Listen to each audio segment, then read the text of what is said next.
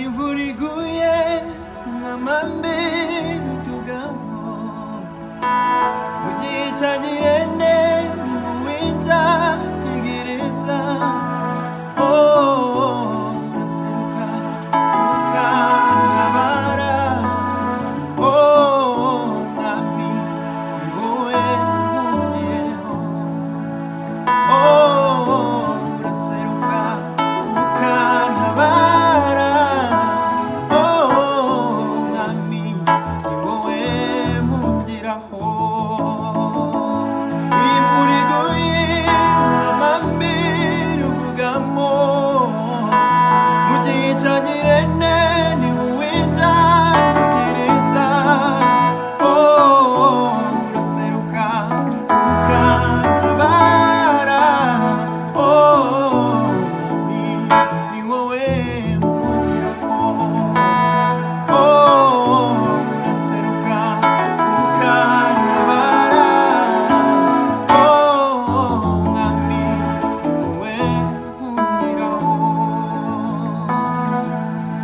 Uba uguhisha rwisumba byose, azaba mu gicucu cyiwe,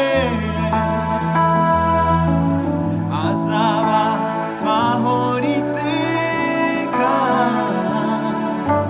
akiza mukuru umutima,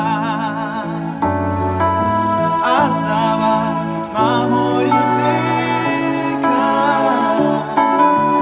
akiza mukuru umutima, azaba amahoro iteka, akiza mukuru umutima.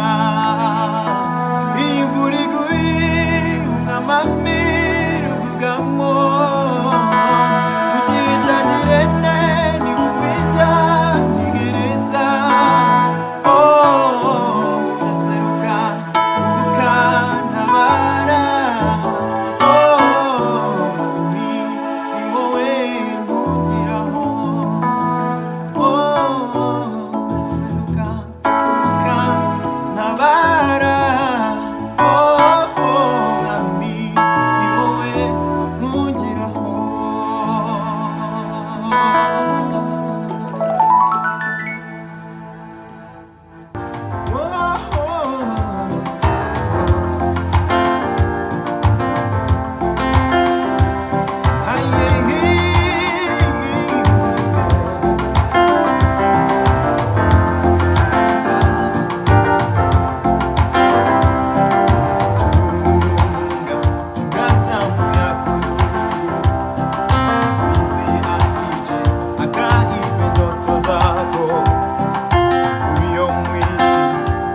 Maneno matamu, akili yake ni ya ujanja kabisa.